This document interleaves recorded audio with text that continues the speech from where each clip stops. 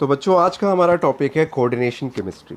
Coordination को आप यूँ समझो कि हम नेचर के साथ, प्रकृति के साथ एक म्यूचुअल अंडरस्टैंडिंग में रह रहे हैं और इसी म्यूचुअल अंडरस्टैंडिंग को हम कोऑर्डिनेशन कहते हैं।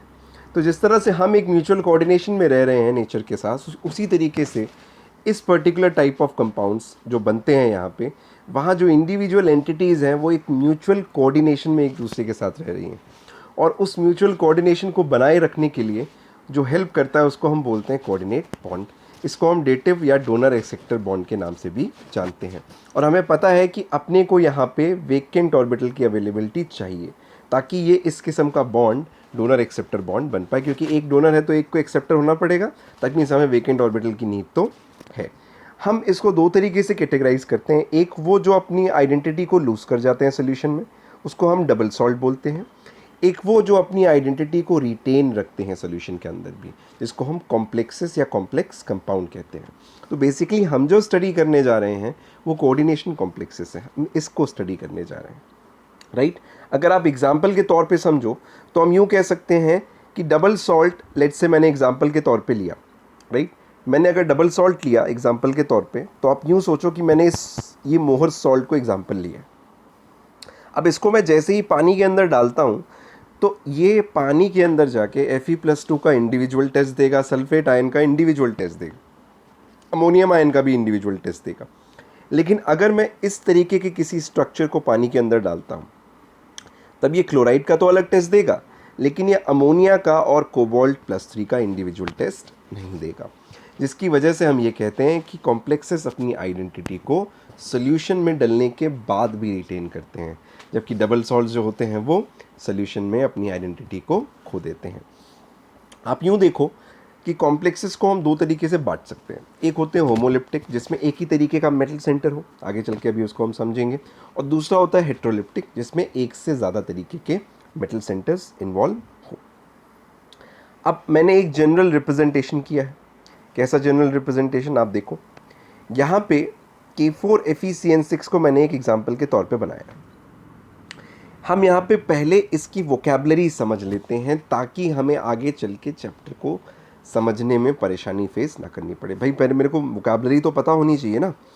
तो जो ये मैंने कॉम्प्लेक्स लिया है, इसमें जो K है, ये बाहर K4 है, इसको मैं आयनाइजेशन स्फीयर भी कहता हूँ और इसी को मैं आगे चल के प्राइमरी वैलेंसी भी बोलूँगा। आयरन हो गया हमारा मेटल, साइनाइड हो गया हमारा लिगेंड, लिगेंड की अभी कैटेगराइजेशन पढ़ेंगे हम, और यही साइनाइड के बाहर जो आपने देख रहे हो यहाँ पे, ये इसकी सेकेंडरी वैलेंसी, राइट। और ये जो पूरी एंटिटी आप देख रहे हो के अलावा, ये होता है हमारा कोऑर्डिनेशन स्फीयर। तो कुछ शब्द हैं यहाँ पे, हमने आयनाइजेशन स्फीयर देखा, प्राइमरी वैलेंसी देखी, सेकेंडरी वैलेंसी देखी, मेटल देखा, लिगेंड देखा और कोऑर्डिनेशन स्फीयर देखा। तो इन शब्दों से आप भली भांति वाकिफ़ हो जाओ, क्योंकि ये शब्द हमें बार बार इस चैप्टर में इस्तेमाल करने हैं और आगे चलते हुए आपको थोड़ा और अच्छे से इन शब्दों के बारे में, इन वोकैबलरी के बारे में समझ में आएगा।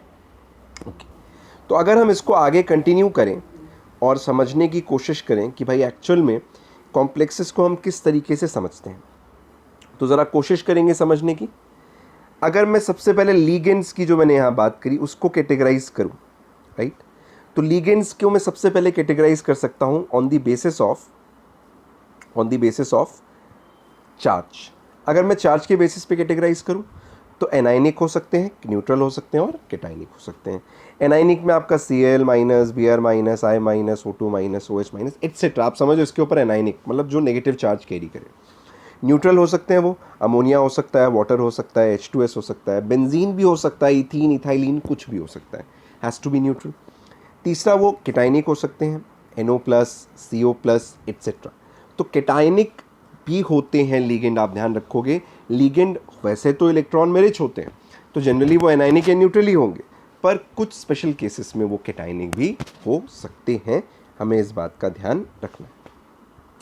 अब एक शब्द है, इसको हम कहते हैं डेंटिसिटी। डेंटिसिटी क्या होता है? डेंटिसिटी को आप ऐसे समझो, कितने लीगेंड के पास दांत हैं मेटल के साथ बाइंड करने के लिए। तो जितने मेटल के साथ बाइंड करने के लिए लीगेंड के पास दांत हैं, हम उसी को डेंटिसिटी कहते हैं। तो number of bonds through which the ligand is bonded to the metal centre. जैसे कि इस एग्जांपल में देखो, आप देखो कि 3 दांतों से कार्बन को मेटल ने पकड़ रखा है। या आप यूँ कह लो कि 3 दांतों से कार्बन ने मेटल को पकड़ रखा है, तो मैं कह सकता हूँ इसकी डेंटिसिटी क्या है, 3 है। तो जितने बॉन्ड से जुड़ा हुआ है मेटल से, वही उसकी पर्टिकुलर क्या है, डेंटिसिटी है। अब इसके बेसिस पे हम इसको कैटेगराइज कर सकते हैं। कैसे? या तो वो मोनोडेंटेट हो सकता है, मोनोडेंटेट है तो फ्लोराइड, क्लोराइड, ब्रोमाइड, वाटर, जिसके पास एक दांत हो, एक दांत मोनोडेंटेट। सिमिलरली वो बाइडेंटेट हो सकता है। बाइडेंटेट का मतलब आप यूँ समझो, बाइडेंटेट का सीधा सीधा मतलब है जिसके पास 2 दांत हो मेटल के साथ बाइंड करने के लिए। 2 दांत का मतलब कैसे?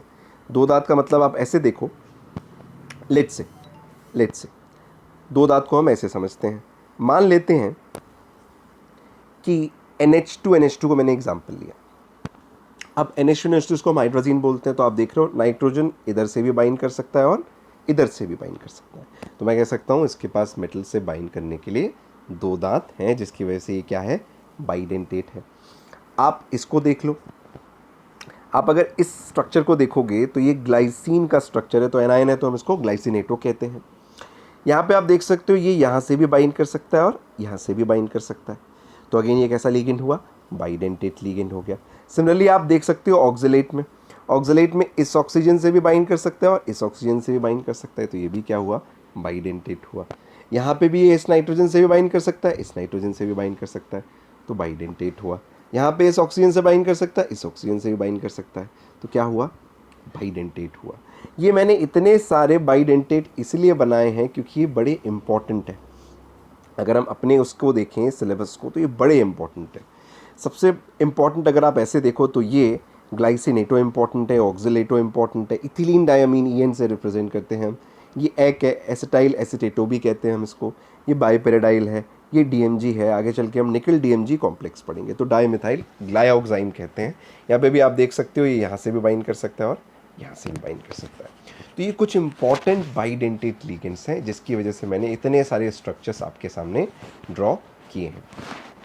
इसी को कंटिन्यू करते हुए आप कुछ स्ट्रक्चर्स को और देख सकते हो यहाँ पे, जो कि इम्पॉर्टेंट है हमारे लिए, ध्यान देंगे। कुछ बाइडेंटेट लिगेंड्स और हैं, क्योंकि बाइडेंटेट लिगेंड्स ही अक्सर ज़्यादा पूछे जाते हैं, तो आप ज़रा ध्यान दो। यहाँ पे प्रोपिलीन डायमीन है, ट्राइथिलीन डायमीन है, 8 हाइड्रोक्सी क्विनिलीन है, ऑर्थोफिनाइलिन बिस मिथाइल आर्सेनिन है। ये बहुत रेयर है पर पूछा जाता है, पूछा जा चुका है। ऑर्थोफिनेंट्रोलिन है। ये कुछ और बाइडेंटेट लिगेंड्स हैं जो हमसे पूछे जा सकते हैं। तो बच्चों कुछ स्ट्रक्चर्स को आप ध्यान ही रख लो, वरना धीरे धीरे प्रैक्टिस करते करते ये आपको ध्यान में आ जाएंगे। इसकी टेंशन लेने की आपको ज़रूरत नहीं है। सिमिलरली लिगेंड ट्राइडेंटेट हो सकता है। ट्राइडेंटेट आप देख सकते हो कि उसके पास जो दांत है वो 3 है। आप देख सकते हो 1 2 3 दांत हैं। यहाँ पे भी 1 2 3 दांत हैं। यहाँ पे भी आप देख सकते हो कि मल्टीपल दांत उसके पास, राइट। तो वो ट्राइडेंटेट भी हो सकता है। आप आगे देखो, ट्राइडेंटेट आप देख सकते हो यहाँ पे भी देख सकते हो आप, उसके पास ज़्यादा दांत है, राइट। तो ट्राइडेंटेट हो सकता है, मतलब उसके पास एक से ज़्यादा दांत, मतलब 3 दांत हो यहाँ पे, तो अगर वो, उसको हम ट्राइडेंटेट कहते हैं। सिमिलरली अगर उसके पास 4 दांत हैं तो हम उसको क्या बोलेंगे भाई, हम उसको टेट्राडेंटेट बोलेंगे। 1 2 3 4, आप देख लो 4 दांत है तो टेट्राडेंटेट है। 1 2 3 4, तो ये भी टेट्राडेंटेट है। ट्राइथिलीन टेट्रामीन है ये।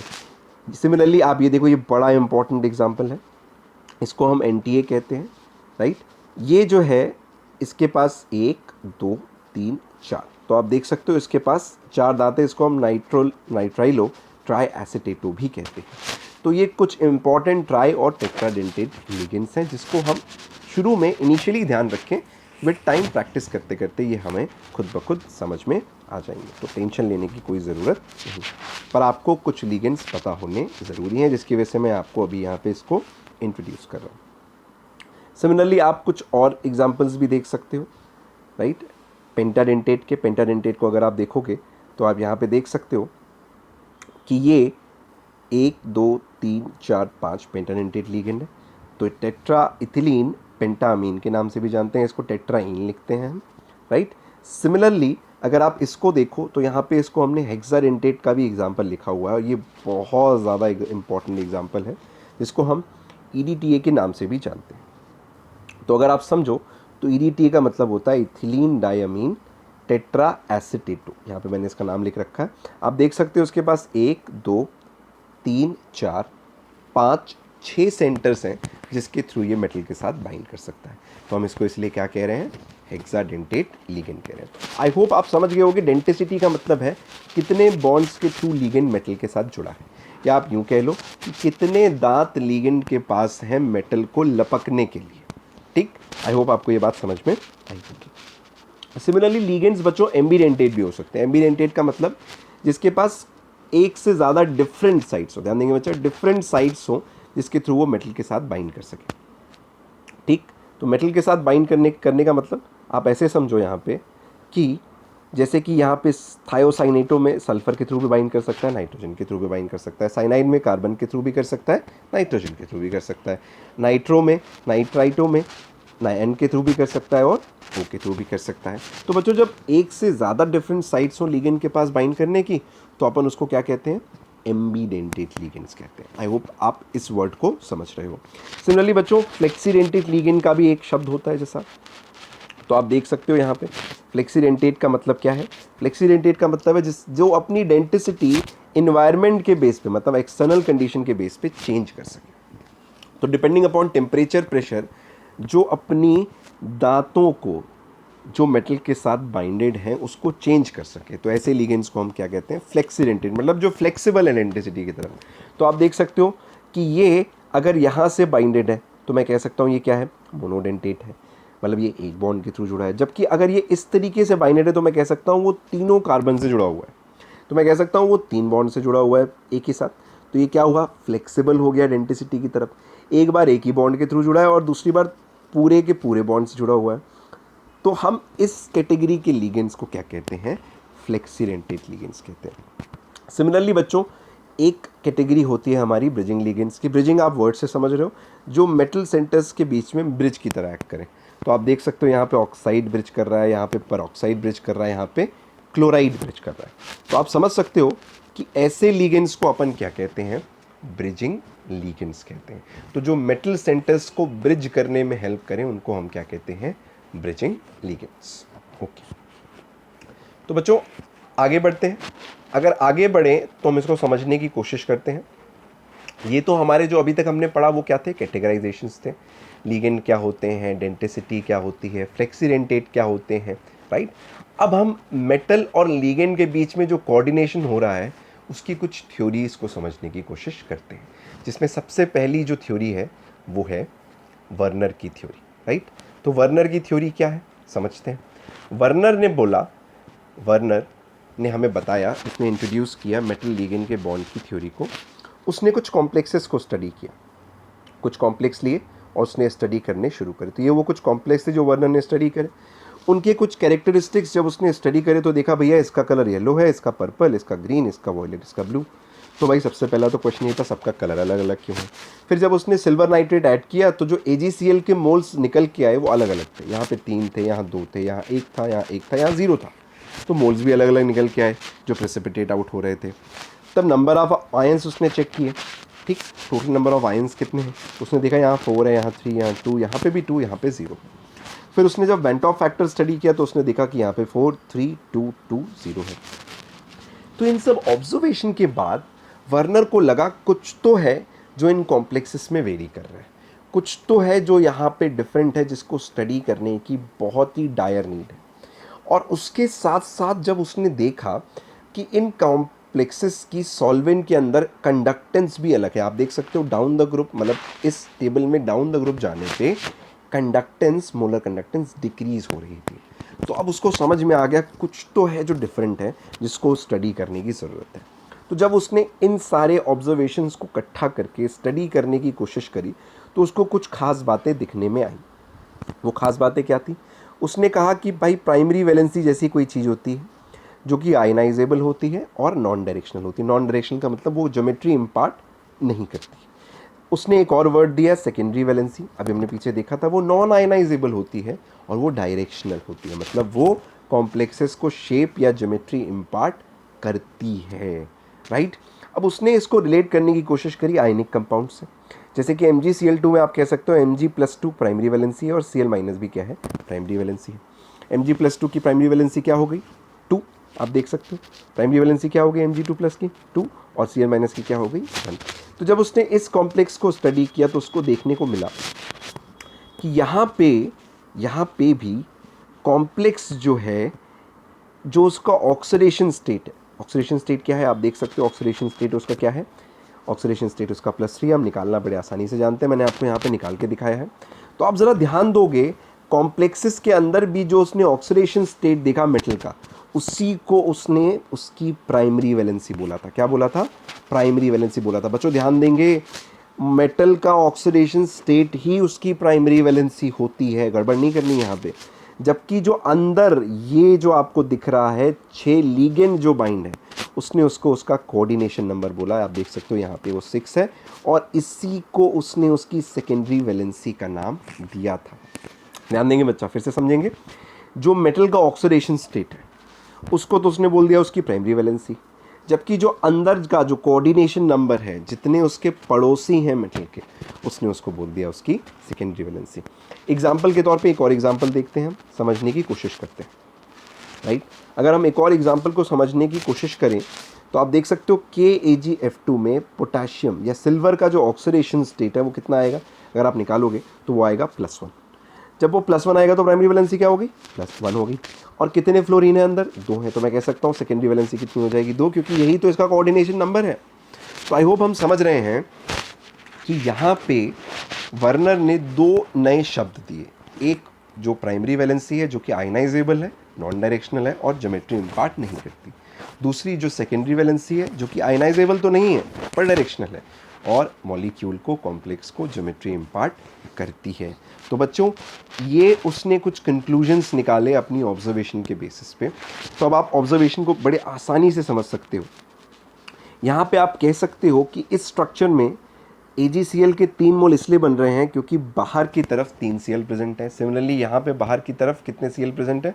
2 Cl प्रेजेंट है। यहाँ पे बाहर की तरफ 1 है, यहाँ 1 है और यहाँ पे 0 है। ये एक्चुअली में कुछ और नहीं, आगे चल के हम समझेंगे। एक सिस आइसोमर है, एक ट्रांस आइसोमर है। तो इसको हम जब आइसोमेरिज्म पढ़ेंगे तो बड़ी आसानी से समझ जाएंगे।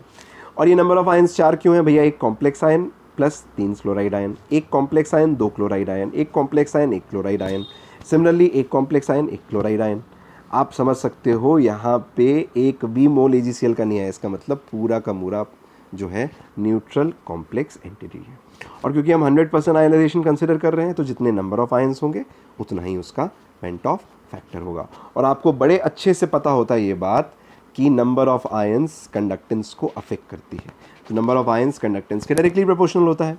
तो जैसे जैसे नंबर ऑफ आयंस कम होंगे वैसे वैसे नीचे जाते हुए उसकी कंडक्टेंस भी क्या हो जाएगी? कम हो जाएगी। तो यस, और वेंट ऑफ फैक्टर के बेसिस पे उसने क्रायोस्कोपिक मेजरमेंट्स भी करी थी।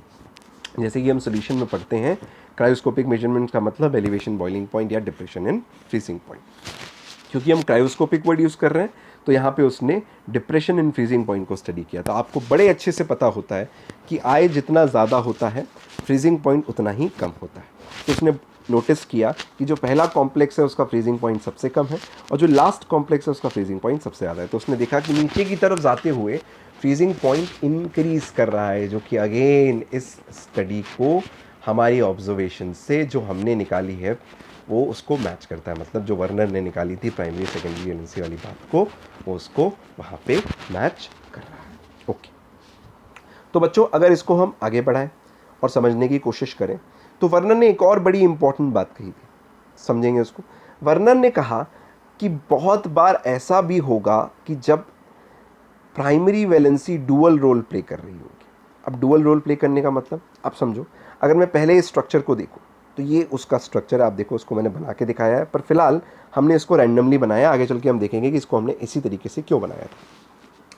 तो मान लो ये कोबाल्ट अमीन ट्राइक्लोराइड का स्ट्रक्चर, तो आप देखोगे ये जो सॉलिड बॉन्ड्स हैं वो मैंने दिखाया है सेकेंडरी वैलेंसी को, और जो डैश बॉन्ड्स हैं वो मैंने दिखाए हैं प्राइमरी वैलेंसी के। तो आप देख सकते हो 3 Cl जो है वो प्राइमरी वैलेंसी सेटिस्फाई कर रहे हैं और 6 अमोनिया सेकेंडरी वैलेंसी को सेटिस्फाई कर रहे हैं। जैसे ही मैंने स्ट्रक्चर को चेंज किया, मैंने ये लेके आया, तो आप देख रहे हो यहाँ पे 2 Cl प्राइमरी वैलेंसी में और 1 Cl अंदर की तरफ आ गया।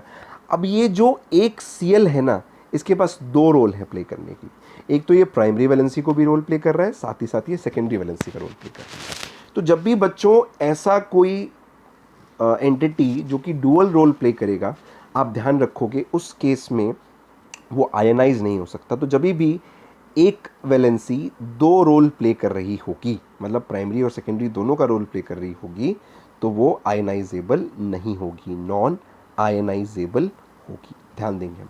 तो क्योंकि यहाँ पे एक क्लोरीन दो रोल प्ले कर रहा है, तो ये बिल्कुल भी आयनाइजेबल नहीं है, जिसकी वजह से आपको 2 मोल AgCl मिलेंगे, ना कि 3 मोल। तो बच्चों कभी कभी ऐसा भी होता है कि एक ही एंटिटी डुअल रोल प्ले करती है, मतलब वो प्राइमरी और सेकेंडरी दोनों वैलेंसी को सेटिस्फाई करती है। ओके, अब कुछ लिमिटेशंस तो थे ही भैया वर्नर के, तभी तो आगे थ्योरीज बिल्ड हुई मेटल लिगेंड बॉन्ड की। लिमिटेशंस क्या थे? लिमिटेशंस ये थे कि ये हमें ये नहीं एक्सप्लेन कर पाता कि शेप ज्योमेट्री कहाँ से आई भैया स्ट्रक्चर में, कहाँ से शेप ज्योमेट्री और हाइब्रिडाइजेशन पैदा हुई। ये हमें ये भी नहीं बता पाता कि डिफरेंट कलर्स क्यों थे। ये हमें ये भी नहीं बता पाता कि भैया इनके पास मैग्नेटिक प्रॉपर्टी कहाँ से आई और वो अलग अलग क्यों थी। और ये हमें ये भी नहीं बता पाता कि ये जो लीगेंड्स हैं इनकी स्ट्रेंथ कैसे डिसाइड हुई, क्यों कुछ किसी तरीके का कलर मैग्नेटिज्म दे रहे हैं और कुछ कुछ अलग दे रहे हैं। तो स्ट्रेंथ ऑफ लीगेंड्स की भी यहाँ पे किसी तरीके की कोई चर्चा नहीं हुई थी। तो ये बहुत सारे लिमिटेशंस थे वर्नर को, पर आप यूँ कह सकते हो कि वर्नर ने हमें ब्रेक थ्रू दिया था ताकि हम कोऑर्डिनेशन कॉम्प्लेक्सेस को समझ पाएं। ओके, तो हम देखते हैं कि अगली थ्योरी, जिसको हम वैलेंस बॉन्ड थ्योरी के नाम से जानते हैं, वो हमारी कितनी हेल्प यहाँ पे कर सकती है। तो वैलेंस बॉन्ड थ्योरी में आप यूँ समझो कि वैलेंस बॉन्ड थ्योरी जो है वो बॉन्डिंग इन मेटल कॉम्प्लेक्सेस को एक अलग तरीके से समझाती है। और ये कहती है कि बॉन्डिंग जो मेटल कॉम्प्लेक्सेस में है वो यूँ अराइज होती है जब एक फिल्ड लीगेंड ऑर्बिटल, जिसको अपन डोनर के नाम से भी जानते हैं, वो ओवरलैप करती है एक अनफिल्ड एक्सेप्टर ऑर्बिटल के, जिस वो मेटल के पास होती है।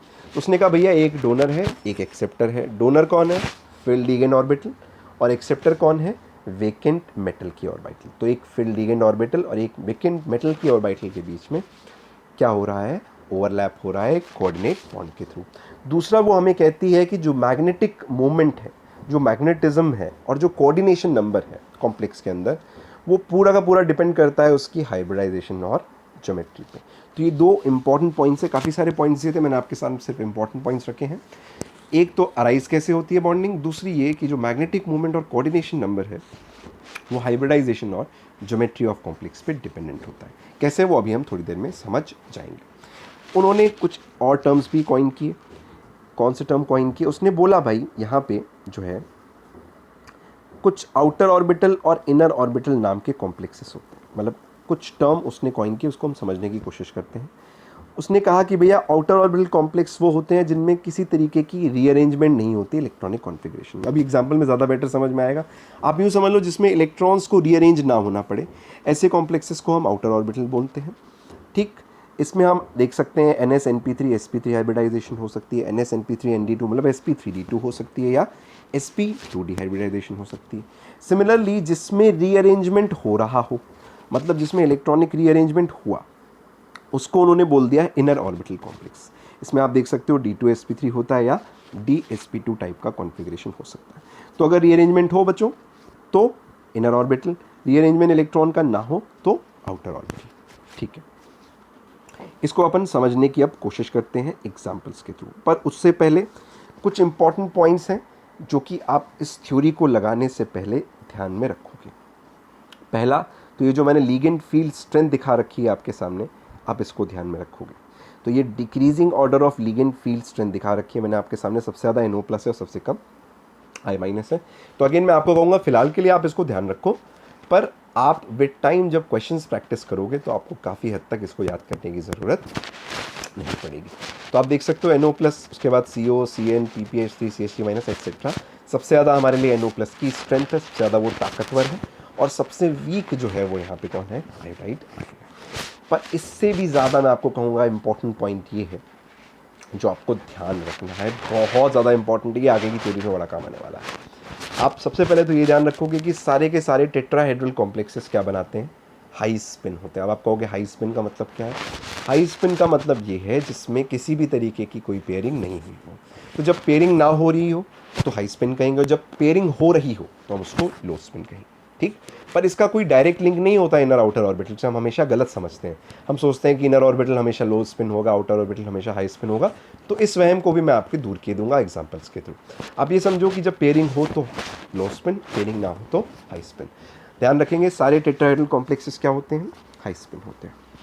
ओके ठीक है, अब ये पहला पॉइंट हो गया। दूसरा क्या है, जब ऑक्टाहेड्रल कॉम्प्लेक्सेस को आप ध्यान दोगे तो 4D और 5D, मतलब 4D सीरीज़ और 5D सीरीज़ के जो मेटल कॉम्प्लेक्सेस हैं वो हमेशा क्या बनाएंगे, लो स्पिन बनाएंगे। क्या बनाएंगे, लो स्पिन बनाएंगे। बच्चों यहाँ पे 3D 4D 5D सीरीज़ मैं चाहता हूँ आप अच्छे से ध्यान रखो, क्योंकि अगर इसको ध्यान नहीं रखोगे तो भैया यहाँ पे क्वेश्चंस में प्रॉब्लम होगी। कैसे ध्यान रखना है, 3D 4D 5D ऐसे ध्यान रखना है, जैसे मान लो क्रोमियम के नीचे मॉलिबेडनम है, उसके नीचे टंगस्टन है, राइट। निकल के नीचे पैलेडियम है, उसके नीचे प्लैटिनम है। तो आप पीरियोडिक टेबल पे वापस जाओ और 3D 4D 5D सीरीज़ को याद कर लो। इस चैप्टर में उसके बिना कुछ नहीं होगा, ठीक। तो बच्चों ध्यान देंगे 4D 5D सीरीज़ के मेटल हमेशा क्या बनाएंगे, लो स्पिन कॉम्प्लेक्स बनाएंगे। कैसा कॉम्प्लेक्स बनाएंगे, लो स्पिन कॉम्प्लेक्स बनाएंगे। जबकि 3D का मेटल है तो ध्यान देंगे पहली कंडीशन है अगर ऑक्सीडेशन स्टेट +4 से ज़्यादा या +4 के बराबर है तब तो लो स्पिन होगा। अगर मान लेते हैं ऑक्सीडेशन स्टेट एग्जैक्टली +3 है तो आप ध्यान दोगे अगर लीगेंड की फील्ड स्ट्रेंथ जो हमने ऊपर लिखी है वो अमोनिया या अमोनिया से ज़्यादा है तब तो हम उसे लो स्पिन कहेंगे। अगर अमोनिया से कम है तब उसको हम हाई स्पिन मानेंगे। तो अमोनिया या अमोनिया से ज़्यादा लो स्पिन, अमोनिया से कम हाई स्पिन। इसमें एक छोटा सा एक्सेप्शन है बच्चों, ध्यान देंगे। एक्सेप्शन क्या है कि वही अमोनिया अगर मैग्नीज के साथ जुड़ा है तो नॉर्मली तो हम उसको हाई स्पिन लो स्पिन मानते थे, पर मैग्नीज के +3 वाले स्टेट में हम उसको हाई स्पिन मानते हैं। एक और चीज़ ध्यान रखेंगे, अगर यहाँ पे बात हो रही है कोबाल्ट की, किसकी बात हो रही है, कोबाल्ट की, तो कोबाल्ट के केस में बच्चों हम इस कंडीशन को चेंज कर देते हैं। तो अगर कोबाल्ट का केस है तो हम देखते हैं कि अगर लीगेंड फील्ड स्ट्रेंथ ऑक्सलेट या ऑक्सलेट से ज़्यादा है तो लो स्पिन, मतलब हम नीचे की तरफ ले आते हैं उसको। ऑक्सलेट या ऑक्सलेट से ज़्यादा तो लो स्पिन, अगर ऑक्सलेट से कम तो हाई स्पिन। तो ये दो एक्सेप्शन ध्यान रखोगे बच्चों, एक मैग्नीज का अमोनिया के साथ तो हाई स्पिन बनाता है, दूसरा कोबाल्ट का, वहाँ पे हम लीगेंड फील्ड स्ट्रेंथ के ऑर्डर को चेंज करते हैं, वहाँ पे हम ऑक्सलेट को रेफरेंस बना लेते हैं इंस्टेड ऑफ अमोनिया। ओके, अब मान लो बच्चों ऑक्सीडेशन स्टेट +2 या +2 से भी नीचे है। तो अगर ऐसा सिनेरियो आ जाए कि +2 या +2 से नीचे है तो आप ध्यान रखो अगर ligand field strength ethylene diamine से ज़्यादा है, ज़्यादा या उससे बराबर है, तो इथिलीन डायमीन से ज़्यादा या उससे बराबर तो लो स्पिन, वरना आप ध्यान रखोगे वो क्या होगी, high spin, with an exception which is this कि क्रोमियम के साथ इथिलीन डायमीन क्या बनाता है, हाई स्पिन कॉम्प्लेक्स बनाता है। तो बच्चों अगर आपने ये कुछ स्पेशल पॉइंट्स ध्यान रख लिए ना तो आपको कभी भी ये प्रॉब्लम नहीं होगी। बहुत बार आप जानते हो आपको ये प्रॉब्लम फेस करने को मिलती है कि कभी कोई लीगेंड हाई स्पिन बिहेव करता है, कभी लो स्पिन बिहेव करता है, कभी कोई लीगेंड स्ट्रॉन्ग बिहेव करता है, कभी वीक बिहेव करता है। तो वो प्रॉब्लम ही मैंने यहाँ पे आपके लिए ख़त्म कर दी कि कब किस लीगेंड को स्ट्रॉन्ग फील्ड बिहेव कराना है और कब किस लीगेंड को वीक फील्ड बिहेव कराना है, डिपेंडिंग अपॉन वो क्या लो स्पिन बनाएगा या हाई स्पिन बनाएगा। ओके, तो मैं चाहता हूँ आप इस स्पेशल बात को, इस स्पेशल पॉइंट को बड़े अच्छे से ध्यान में रखो ताकि हमें आगे की किसी भी थ्योरी में मैं आपको कहूँगा प्रॉब्लम फेस करने की ज़रूरत ना पड़े। ओके, तो अब हमने यहाँ पे कुछ एग्जांपल्स लिए हैं, उसको समझने की कोशिश करते हैं, राइट। कुछ एग्जांपल्स हैं उनको पहले हम समझते हैं, राइट। सबसे पहले हम बात करेंगे ऑक्टाहेड्रल कॉम्प्लेक्सेस की। ऑक्टेल कॉम्प्लेक्स में लेट्स से मैंने COCN6 3- ले लिया, तो आप जानते हो इसका ऑक्सीडेशन स्टेट क्या होगा, ऑक्सीडेशन स्टेट होगा +3, राइट। अब ऑक्सीडेशन स्टेट जो +3 है वहाँ पे आप ध्यान दो, इसका कॉन्फ़िगरेशन हो जाएगा S0D6। तो मैं ऐसे बना सकता हूँ S0D6 को ग्राउंड स्टेट में कुछ इस तरीके से। तो अगर मैं ग्राउंड स्टेट में उसको बनाने की कोशिश करूँ तो ऐसा बनेगा। ओके, अगर मैं अब ध्यान दूँ कि जितने साइनाइड हैं मुझे तो उतने खाली घर चाहिए ना भाई, और कोबाल्ट +3 स्टेट में है। साइनाइड अभी हमने देखा अमोनिया से ऊपर आता है, तो मैं साइनाइड को मानूंगा strong field ligand. Strong field ligand क्या कराएगा, पेयरिंग कराएगा। ध्यान देंगे स्ट्रॉन्ग लिगेंड क्या कराते हैं, पेयरिंग कराते हैं। वीक लिगेंड क्या करते हैं, पेयरिंग नहीं करा सकते। तो क्योंकि पेयरिंग करा सकता है तो ये क्या करेगा, 2 इलेक्ट्रॉन्स को पेयर कर देगा। पेयर करने के बाद कुछ ऐसा दिखेगा। अब मेरे पास 2 घर अंदर वाले डी ऑर्बिटल के हैं और 4 घर बाहर वाले डी ऑर्बिटल के हैं। तो मैं यहाँ पे 2 घर ये, 1 ये और 3 ये घर इस्तेमाल कर लूँगा, जिसकी वजह से यहाँ पे जो हाइब्रिडाइजेशन निकल के आएगी वो क्या आएगी, D2sp3, क्योंकि मैंने 2 अंदर वाले D, 1 बाहर वाला S, 3 बाहर वाले P को इस्तेमाल किया है। और क्योंकि हमने अंदर की तरफ इस्तेमाल किया है तो मैं इसको इनर ऑर्बिटल बोलूँगा। ध्यान देंगे बच्चों, पेयरिंग हुई है तो इसको मैं क्या बोलूँगा, स्पिन बोलूँगा। और क्योंकि हाइब्रिडाइजेशन D2sp3 है तो आप ध्यान रखोगे इसको हम ऑक्टाहेड्रल कहेंगे। और कुछ इस तरीके का स्ट्रक्चर आपके सामने यहाँ पे आएगा। आप देख सकते हो इस तरीके की कुछ एंटिटी बन के आएगी। आप इसको हम आराम से बाद में बना सकते हैं। फिलहाल आप ये समझो इस एग्जाम्पल के थ्रू कि जितने कोऑर्डिनेशन नंबर है उतने हमें घर खाली चाहिए। मेटल का ऑक्सीडेशन स्टेट, उस स्टेट में जैसा वो बनेगा पहले आप उसको बनाओ, हम उसको ग्राउंड स्टेट कहते हैं। फिर हम उसको देखते हैं कि हमें डिपेंडिंग अपॉन कितने घर खाली चाहिए, हम उतने घर खाली करवाते हैं। अगर पेयरिंग हो सकती है तो ठीक, नहीं हो सकती है तो हम बाहर वाले घरों की तरफ चलते हैं। तो क्योंकि यहाँ पे पेयरिंग हो सकती थी तो हमने पेयरिंग कराई। एक और एग्जांपल लेते हैं, थोड़ा बेटर समझ में आएगा। मान लो कोबाल्ट का वाटर का कॉम्प्लेक्स है। आप ऐसे सोचो कोबाल्ट +2 है, तो पहली बार तो कोबाल्ट +2 है, तो वाटर को यहाँ पे हम क्या मानेंगे, ध्यान देंगे, वीक फील्ड लिगेंड मानेंगे, मतलब ये पेयरिंग नहीं कराएगा। तो कोबाल्ट +2 स्टेट में D7 है, पेयरिंग हमें करानी नहीं है, तो हम सीधे सीधे बाहर की तरफ चलते हैं। तो बाहर के 6 घर हम इस्तेमाल कर लेते हैं। अब जैसे ही हम बाहर के 6 घर इस्तेमाल करते हैं तो आप ध्यान दोगे sp3d2, मतलब हाइब्रिडाइजेशन क्या निकल के आएगी हमारे लिए, हाइब्रिडाइजेशन निकल के आएगी sp3d2। कैसा कॉम्प्लेक्स होगा, बाहर का घर इस्तेमाल किए, आउटर ऑर्बिटल। कैसा होगा, पेयरिंग नहीं हुई है, हाई स्पिन। और अगेन sp3d2 भी क्या होता है, ऑक्टाहेड्रल होता है। ग्रेट, आगे बढ़ते हैं, अगले एग्जांपल को देखते हैं। MnCN6 3-। ज़रा ध्यान देंगे बच्चों, Mn कौन से स्टेट में है, +3 स्टेट में क्या होता है, D4। मैंने D4 बना दी। अब जब मैंने D4 बनाया तो पहले तो आप ये देखो साइनाइड कैसा लीगेंड है, बिल्कुल सही बात है, +3 स्टेट में साइनाइड स्ट्रॉन्ग लीगेंड की तरह बिहेव करेगा। अब स्ट्रॉन्ग लीगेंड है तो पेयरिंग होनी चाहिए, पर ऐसा कोई ज़रूरी नहीं है भाई। देखो मुझे अंदर वाले घर में से सिर्फ 2 घर चाहिए होते हैं। अगर 2 घर पहले से खाली हैं तो क्यों मैं ज़बरदस्ती खाली कराऊँ भैया, मेरा तो किराया वेस्ट जाएगा ना। तो अंदर अगर कोई पहले से रह रहा है तो उसको ज़बरदस्ती पेयरिंग कराने की हम ध्यान देंगे, कोशिश नहीं करेंगे। इस केस में क्योंकि अंदर के 2 घर मुझे खाली हैं तो साइनाइड स्ट्रॉन्ग है तो क्या हुआ, हम पेयरिंग नहीं कराएंगे। तो मैं बड़ी आसानी से यहाँ पे साइनाइड को 2 घर दे दूँगा, ओके। उसके बाद एक घर बाहर S, फिर एक P। तो आप देख सकते हो यहाँ पे जो हाइब्रिडाइजेशन निकल के आएगी वो क्या आएगी, D2 sp3। कैसा कॉम्प्लेक्स होगा, इनर ऑर्बिटल। हाँ जी, देखो पेयरिंग नहीं करे पर इनर ऑर्बिटल है। और कैसा होगा, ऑक्टाहेड्रल होगा। अब आप मेरे से कहोगे सर ये हाई स्पिन है लो स्पिन है, तो मेरे को एक बात बताओ, मैंने पेयरिंग कराई कि नहीं कराई, नहीं कराई। अगर नहीं कराई है तो मैं इसको क्या बोलूँगा, हाई स्पिन कॉम्प्लेक्स बोलूँगा। देखो इनर ऑर्बिटल है फिर भी क्या है, हाई स्पिन है। मैंने कहा था ना इनर हमेशा हाई स्पिन हो या लो स्पिन हो ऐसा ज़रूरी नहीं होता है, ओके। अगले एग्जांपल पे चलते हैं, थोड़ा और क्लैरिफाई हो जाएगा। अब ऐसे देखो VCN6 3-। VCN6 3- में वेनेडियम +3 में, अगेन हमें पेयरिंग कराने की ज़रूरत ही नहीं है क्योंकि आराम से घर खाली पड़े हैं। अब घर खाली पड़े हैं, आप कहोगे सर ये एक घर ऐसे खाली छोड़ देंगे, बिल्कुल ऐसे खाली छोड़ देंगे, आपको टेंशन लेने की ज़रूरत नहीं है, ठीक है ना। आप मस्त उसके 2 घर अंदर वाले इस्तेमाल करो और बाकी जैसे के जैसे हैं उसको आप आराम से देख सकते हो, कोई टेंशन लेने की आपको ज़रूरत नहीं है, ओके। तो मैंने 2 घर इस्तेमाल कर लिए, फिर एक घर ये, 3 घर ये। तो अगेन हाइब्रिडाइजेशन क्या आएगी, D2 sp3, inner orbital, octahedral. Pairing हुई है, नहीं हुई है। तो पेयरिंग नहीं हुई है तो हम इसको क्या बोलेंगे, क्या बोलेंगे, हाई स्पिन कॉम्प्लेक्स बोलेंगे। तो देखो अगेन इनर ऑर्बिटल है पर फिर भी क्या है, हाई स्पिन है। वेरी गुड, आगे बढ़ते हैं, आगे बढ़ते हैं और समझने की कोशिश करते हैं। अगले हमारे जो कॉम्प्लेक्सेस हैं उसको हम बोलते हैं स्क्वायर प्लेनर कॉम्प्लेक्सेस। तो स्क्वायर प्लेनर कॉम्प्लेक्सेस क्या है, समझने की कोशिश करते हैं। मान लो निकल टेट्रासाइनाइड है, राइट, निकल का टेट्रासाइनाइड है, ठीक। इसको समझने की कोशिश करते हैं। निकल का टेट्रासाइनाइड है, ठीक। इसको अगर अपन देखें यहाँ पे तो आप देख सकते हो निकल के टेट्रासाइनाइड में निकल +2 है, +2 स्टेट में क्या होगा, D8 होगा। मैंने D8 बना दिया, लेकिन मैंने D8 कैसा बनाया, मैंने आराम से मस्त उसको पेयर पहले से ही कर दिया। मैंने सीधे एक्साइटेड स्टेट ड्रॉ किया। पेयरिंग क्यों कराई है, क्योंकि CN जो है वो स्ट्रॉन्ग फील्ड लिगेंड होगा, बिल्कुल होगा। अब मैंने अंदर वाला एक घर ले लिया, बाहर वाले 3 घर इस्तेमाल कर लिए, क्योंकि 4 लिगेंड है तो मैंने अंदर वाला एक घर उठाया है, बाहर वाले 3 घर उठाए हैं। 6 लिगेंड, अंदर वाले 2 घर, 4 लिगेंड, अंदर वाला एक घर, ध्यान रखेंगे। तो इसकी हाइब्रिडाइजेशन क्या होगी बच्चों, हाइब्रिडाइजेशन होगी DsP2। DsP2 को हम बोलते हैं स्क्वायर प्लेनर, और अंदर वाले घर में हमने इस्तेमाल किया है तो इनर ऑर्बिटल होगा। और बच्चों मैंने पेयरिंग यहाँ पे करी है तो बिल्कुल आप सही समझ रहे हो, ये कैसा होगा, लो स्पिन होगा, बिल्कुल। आप देख सकते हो इसका स्ट्रक्चर कुछ ऐसा होगा, बाद में स्ट्रक्चर्स हम देख सकते हैं। आप अच्छे से जानते हो स्क्वायर प्लेनर किसको कहते हैं, आप देख सकते हो इसी को हम स्क्वायर प्लेनर कहते हैं, ओके। अगले एग्जाम्पल पे चलते हैं। ये बड़ा एग्जाम्पल इंपॉर्टेंट है, राइट, इसको समझने की अच्छे से कोशिश करना। कॉपर अमीन कॉम्प्लेक्स बड़ा ही फेमस एग्जाम्पल है, कॉपर अमीन 2+, ठीक, ध्यान देंगे।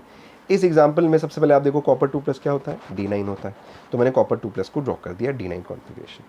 फिर बाहर अमोनिया, अमोनिया, अमोनिया। अब मुझे पता है यार मुझे 4 लिगेंड है, अमोनिया है तो ठीक ठाक लिगेंड, पर मैं उसको अंदर नहीं भेज सकता क्योंकि भैया अंदर वाला घर खाली नहीं है। तो लेट से मैंने उसको बाहर वाले चारों घर दे दिए, तो हम मानते हैं वो क्या हो गया, sp3 हो गया।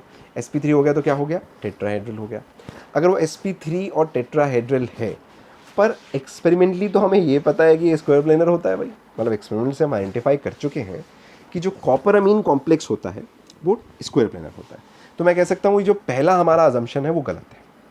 कौन सा, कि ये टेट्राहेड्रल है, दैट मीन्स इस तरीके की कॉन्फ़िगरेशन पॉसिबल नहीं है। ओके, तो देखते हैं। फिर पॉलिंग ने हमें कुछ सजेशन दी। पॉलिंग ने कहा कि एक इलेक्ट्रॉन को उठा के बाहर वाले 5s में भेज दो। तो मैंने एक इलेक्ट्रॉन को उठा के बाहर वाले 5s में भेज दिया। अब मैंने अंदर वाला एक घर इस्तेमाल किया, बाहर के 3 इस्तेमाल किए, तो इस हिसाब से ये क्या होना चाहिए, dsp2। परफेक्ट, तो dsp2 है तो स्क्वायर प्लेनर हो गया, बात खत्म। ठीक है, लेकिन बात यहाँ पे खत्म नहीं होती। अगर एक इलेक्ट्रॉन बाहर गया ना बच्चों, तो हमेशा ध्यान रखना वो बाहर वाला इलेक्ट्रॉन लूजली बाउंड है। लूजली बाउंड है तो बड़ी आसानी से लूज किया जा सकता है। तो मैं कह सकता हूँ कि कोई भी कॉपर अमीन कॉम्प्लेक्स जो है वो बड़ी आसानी से इलेक्ट्रॉन लूज कर जाएगा, और इलेक्ट्रॉन लूज करने की वजह से वो क्या बन जाएगा, इस तरीके का बन जाएगा।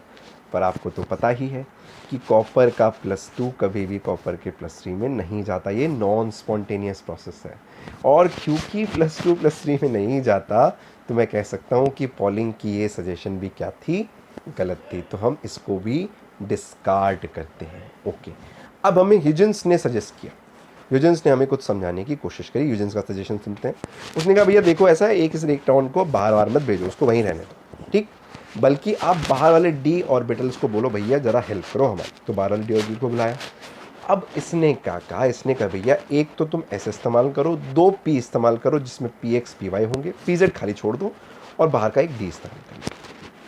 तो उसने कहा कि एक्चुअली में कॉपर अमीन जो कॉम्प्लेक्स है वो क्या है, वो sp2d है। sp2d क्या हो गया, आउटर ऑर्बिटल हो गया, पर sp2d क्या होगा, स्क्वायर प्लेनर होगा।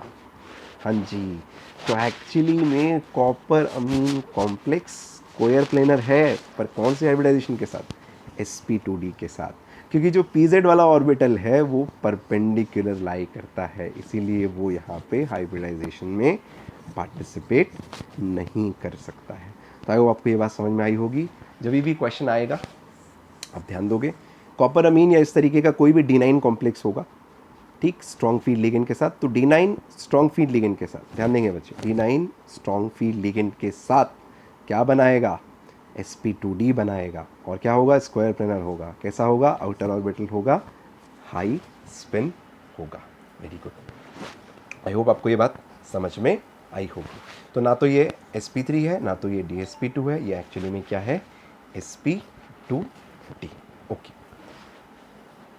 तो बच्चों अगर इसको कंटिन्यू करें, राइट, तो हम देख सकते हैं अगले हमारे जो एग्जाम्पल हैं वो टेट्राहेड्रल के एग्जाम्पल्स हैं। ये भी बड़े इंपॉर्टेंट है, जिसमें सबसे पहले मैंने आपके लिए लिखा है परमैंगनेट आयन। परमैंगनेट आयन बच्चों आप यूँ समझो कि Mn+7 स्टेट में, +7 स्टेट में तो एकदम गरीब है, उसके पास कोई भी इलेक्ट्रॉन नहीं है।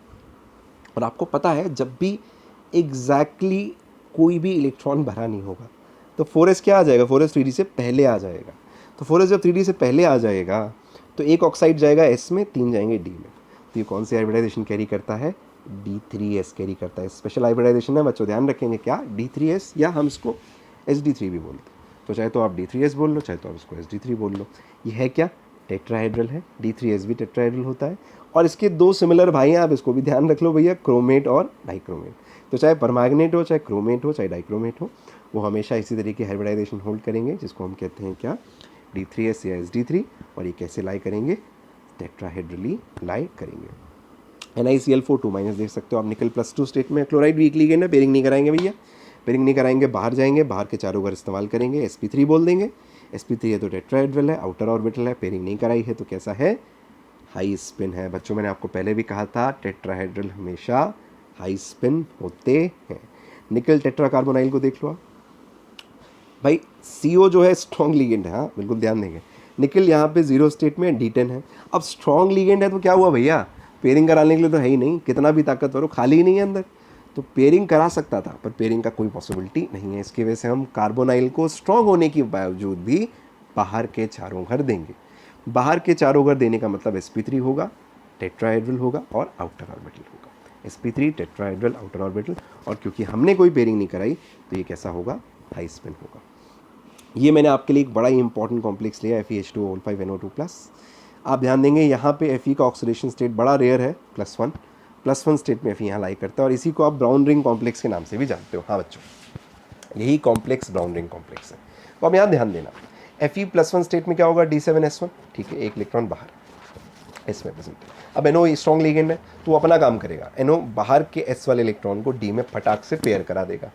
तो अब भैया D में पेयर हो गया, पर H2O तो वीक लिगेंड है ना भैया, हम फर्दर पेयरिंग नहीं कर सकते, और फर्दर पेयरिंग करके हमें कोई फायदा भी नहीं हो रहा है ना, कि 3 इलेक्ट्रॉन को अगर आप पेयर करोगे तो 2 घर तो खाली नहीं होंगे ना, यहाँ पे 2 घर खाली नहीं होंगे, क्योंकि हमें तो 6 लिगेंड है तो हमें 2 घर तो खाली चाहिए, पर 2 घर तो खाली हो नहीं पाएंगे, और वीक हैं तो वो पेयरिंग कर भी नहीं सकते। तो मैंने क्या किया, बाहर के S 3p और 2d दे दिए, तो क्या हो जाएगा, sp3d2। यस, sp3d2 के साथ ये आउटर ऑर्बिटल होता है, ऑक्टाहेड्रल होता है, और क्योंकि पेयरिंग हुई है बच्चों, ध्यान देंगे, पेयरिंग तो हुई है, तो पहले से तो मैग्नेटिक मोमेंट कम हुआ है इसका, इसकी वजह से मैं कहूँगा कि ये लो स्पिन है। तो आप देखो यहाँ पे बच्चों, आउटर ऑर्बिटल होने के बावजूद भी ये कैसा है, लो स्पिन है। तो पहले आपने देखा था इनर ऑर्बिटल हाई स्पिन हो सकता है, और यहाँ पे आप देख रहे हो आउटर ऑर्बिटल लो स्पिन हो सकता है। यहाँ ध्यान रखोगे, ये ब्राउन रिंग कॉम्प्लेक्स है, इसको हम sp3d2 आउटर ऑर्बिटल, ऑक्टाहेड्रल और लो स्पिन बोलते हैं। ओके बच्चों, इसको अगर हम आगे कंटिन्यू करें तो मैंने आगे आपके लिए समराइज़ कर रखा है, आपके लिए एक टेबल बना रखी है, आप उस टेबल को ध्यान दोगे, उस टेबल को समझने की कोशिश करो बच्चों। टेबल को अगर आप समझो तो मैंने कोऑर्डिनेशन नंबर दिया है, हाइब्रिडाइजेशन, ऑर्बिटल, ज्योमेट्री और एग्जाम्पल दे रखे हैं, ठीक, समझने की कोशिश करते हैं। कोऑर्डिनेशन नंबर 2 है, sp है, ऑर्बिटल इन्वॉल्व हो गया spx, px की जगह py भी हो सकता है, pz भी हो सकता है, लीनियर होगा, एग्जाम्पल आपके सामने है। 3 है तो sp2, spx, py कोई भी कॉम्बिनेशन हो सकता है, ट्राइगोनल प्लेनर कहेंगे। HgI3 माइनस इसका सबसे बेहतरीन एग्जाम्पल है, इसको आप KHgI3 भी कह सकते हो।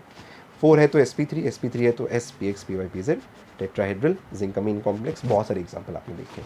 4 D3s भी हो सकता है बच्चों, ध्यान देंगे, D3s के केस में आप ध्यान रखोगे D कौन कौन से होते हैं, XY, YZ, ZX, टेट्राहेड्रल होगा MnO4 माइनस, डाइक्रोमेट आयन और क्रोमेट आयन, ये सारे इसके एग्जाम्पल हैं।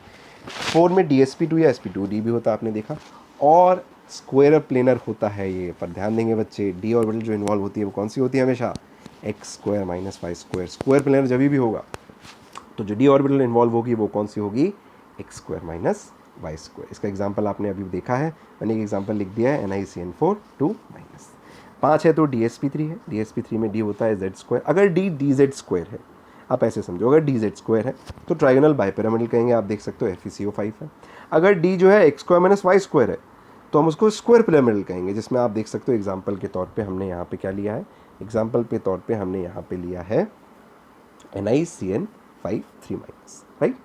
अगर मान लो कोऑर्डिनेशन नंबर 6 है और x² माइनस y² और z² बाहर वाले इन्वॉल्व हैं, तब तो हम उसको ऑक्टाहेड्रल आउटर ऑर्बिटल कहेंगे, आप कह सकते हो उसको आउटर ऑर्बिटल ऑक्टाहेड्रल, एग्जाम्पल आपके सामने है। अगर उसी में x² माइनस y² z² अंदर वाले इन्वॉल्व हैं तब भी वो ऑक्टाहेड्रल होगा, पर कैसा होगा, इनर ऑर्बिटल ऑक्टाहेड्रल। इसको आप देख सकते हो FeCN6 4 माइनस के नाम से भी समझ सकते हैं, राइट। अगर कोऑर्डिनेशन नंबर 6 है पर जो d ऑर्बिटल इन्वॉल्व है वो xz और yz है, ध्यान देंगे बच्चों, xz और yz है, तब हम उसको स्पेशली ट्राइगोनल प्रिज्मेटिक कहते हैं। और ट्राइगोनल प्रिज्मेटिक जो है उसका एक एग्जांपल मैंने लिख रखा है, एमो मोलिबेडनम का S2C2PH होल ट्वाइस। बड़ा रेयरली पूछा जाता है बच्चों ये, तो आप इसको चाहो तो नज़रअंदाज कर सकते हो, पर मैंने आपके लिए यहाँ पे लिख दिया है। ध्यान देंगे, आप सिर्फ इतना ध्यान रखो कि अगर XZ YZ है तो वो ना आउटर ऑक्टाहेड्रल है ना इनर ऑक्टाहेड्रल है, वो एक्चुअली में क्या है, ट्राइगोनल प्रिज्मेटिक है। तो ये है बच्चों लेक्चर 1 कोऑर्डिनेशन का। आई होप आपको यहाँ तक VBT तक, वैलेंस बॉन्ड थ्योरी तक की बातें समझ में आई होंगी। आप इसको अच्छे से गो थ्रू करो, रिवाइज करो, और जो भी क्वेरीज़ हैं आप उसको नेक्स्ट लेक्चर में या इसी लेक्चर में नीचे पुट इन कर सकते हो। Thank you, thanks a lot.